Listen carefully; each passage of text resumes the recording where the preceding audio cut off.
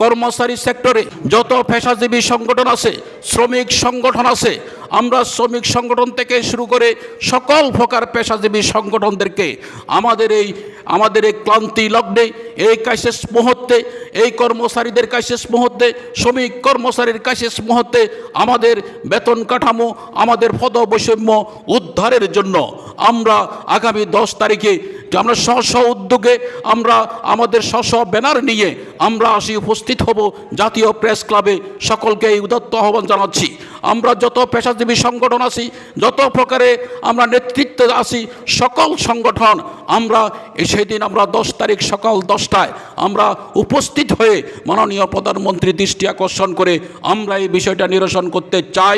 আমাদের ক্ষুধার কথা কিভাবে আমরা ব্যক্ত করছি, একটা দাবি উঠাই আনতে হলে সকলের আন্তরিকতা এবং সকলের সহযোগিতা এবং সশরীরে উপস্থিতি ছাড়া কোনো অবস্থাতে সম্ভব নয়।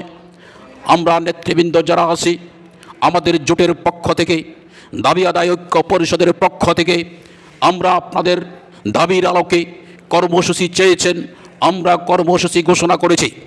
আজকে এই কর্মসূচি বাস্তবায়ন করতে হলে টেকটাপ থেকে তেঁতুলিয়া, আমাদের সারা বাংলাদেশ থেকে এবং ঢাকা মহানগরে যারা আমরা অবস্থান করছি, বিভিন্ন দপ্তর, অধিদপ্তর, পরিদপ্তর, প্রত্যেক অধিদপ্তর পরিদপ্তর থেকে স্ব দায়িত্ব নিয়ে সকল কর্মচারী দলে দলে জাতীয় প্রেস ক্লাবের সামনে সমবেত হতে হবে।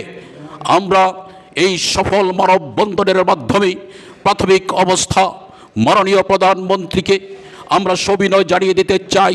মাননীয় প্রধানমন্ত্রী, আজকে 2015 সালে আপনি সকলের বেতন দ্বিগুণ করেছেন। যার 40,000 টাকা বেতন ছিল তার হয়েছে 80,000 টাকা, যার 4,100 টাকা ছিল তার হয়েছে 8,200 টাকা। বর্তমান বাজার সকলের জন্য সমান বাজার ব্যবস্থায় গরুর মাংস, খাসির মাংস, মাছ, তরি তরকারি এবং আপনার চাল, ডাল, কাপড় চোপড় সব জায়গায় আমাদের সচিব মহোদয়ের যেমন একই বাজার, যিনি 8,200 টাকা বেতন পায় তার জন্য একই বাজার।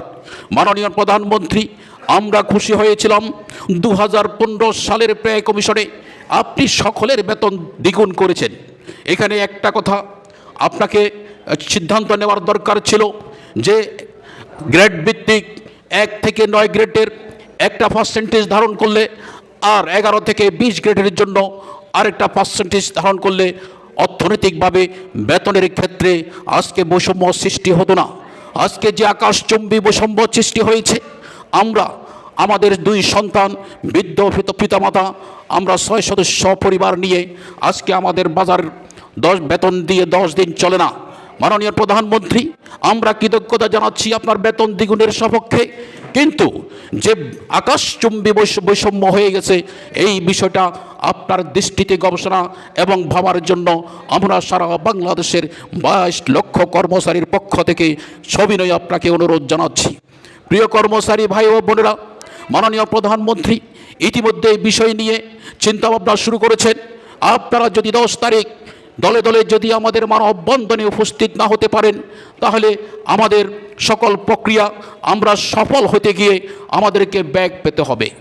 প্রিয় কর্মচারী ভাই ও বোনেরা, যারা ঢাকা শহরে বিভিন্ন দপ্তর, অধিদপ্তর, পরিদপ্তরে আছেন, আপনাদের প্রতি সবিনয় অনুরোধ জানাচ্ছি, আপনারা সকলে কোনো কর্মচারী শুক্রবারে বাসায় থাকবেন না, কোনো কর্মচারী শুক্রবারে অন্য কোনো প্রোগ্রাম রাখবেন না। আপনাদের প্রোগ্রাম আমাদের বেঁচে থাকার তাগিদে, আমাদের সম্মানের উদ্ধারের তাগিদে, আমাদের পরিবার নিয়ে, পরিজন নিয়ে বেঁচে থাকার তাগিদে সেদিন আপনারা সকলে দলে দলে জাতীয় প্রেস ক্লাবের সামনে মানববন্ধনে উপস্থিত হওয়ার জন্য আপনাদেরকে বিনীত অনুরোধ জানাচ্ছি। মাননীয় প্রধানমন্ত্রী, আপনি জানেন প্রাথমিক শিক্ষার 65,666টি বিদ্যালয়ে অতীতে কখনো দপ্তরি কাম প্রহরী ছিল না। প্রধান শিক্ষক বা অন্যান্য শিক্ষক, সম্মানিত শিক্ষক মহোদয়রা তাদের ঘণ্টা ফিটাবার সেই সিস্টেমটা ছিল। আজকে আপনি এই বিষয়টি বিবেচনা করে প্রত্যেক প্রাথমিক বিদ্যালয়ে একজন করে দপ্তরি কাম প্রহরীর পদ সৃষ্টি করেছেন। দুর্ভাগ্যজনক হলো সত্য, এদের এই বিষয়টি এখন আউটসোর্সিংয়ের মাধ্যমে নিয়ে যাওয়াতে তারা আজকে হতাশার মধ্যে আছে এবং তাদের বোনাস নেই, তাদের কর্মঘণ্টা ঠিক করা হয়নি। অনতিবিলম্বে আউটসোর্সিং পদ্ধতি প্রাথমিক শিক্ষা অধিদপ্তর সহ সারা বাংলাদেশে যত দপ্তরে আছে সকল দপ্তরে আউটসোর্সিং প্রথা বাতিল করে তাদেরকে অনতিবিলম্বে রাজস্ব খাতে জাতীয়করণ করার জন্য আমরা দাবি রাখছি। আউটসোর্সিং পদ্ধতিতে আমি অনুরোধ জানাবো প্রাথমিক শিক্ষা দপ্তরিরা সহ আজকে যারা প্রত্যেক দপ্তরে আছেন, আগামী 10 তারিখ সকাল 10টায় জাতীয় প্রেস ক্লাবের সামনে আপনারা দলে দলে ব্যানারের মাধ্যমে আপনাদের দাবির কথা প্রদর্শন করে আপনার জাতির উদ্দেশ্যে আপনাদের দাবিটা প্রতিষ্ঠা করার জন্য আপনারা শোডাউন করবেন এবং দলে দলে সেখানে সমবেত হবেন। আমরা আশা করছি আমি এই দপ্তরিদের মধ্য থেকে কমপক্ষে 10,000 কর্মচারী সেদিন তাদের দাবির সপক্ষে সমবেত হবে এবং চাকুরি 35-এর প্রার্থীরা তারাও সেদিন হাজার হাজারে আমাদের ছাত্র সমাজ আশা করি এই মানববন্ধনে উপস্থিত হয়ে আপনাদের দাবিটি প্রতিষ্ঠিত করার জন্য আপনারা আপ্রাণ চেষ্টা করবেন। আমার কথা বাড়াতে চাই না।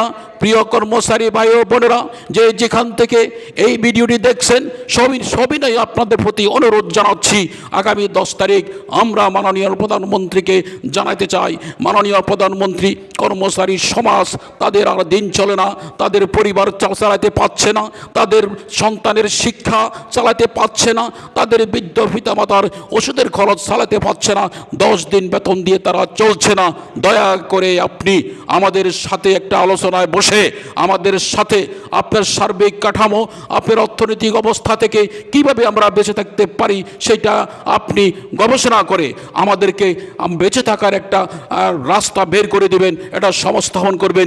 এই কথা বলে আমি উদাত্ত আহ্বান জানিয়ে সারা বাংলার সকল কর্মচারী আগামী 10 তারিখ সমবেত হওয়ার জন্য আহ্বান জানিয়ে আমার বক্তব্য শেষ করছি। জয় বাংলা, জয় বঙ্গবন্ধু, বাংলাদেশ চিরজীবী হোক।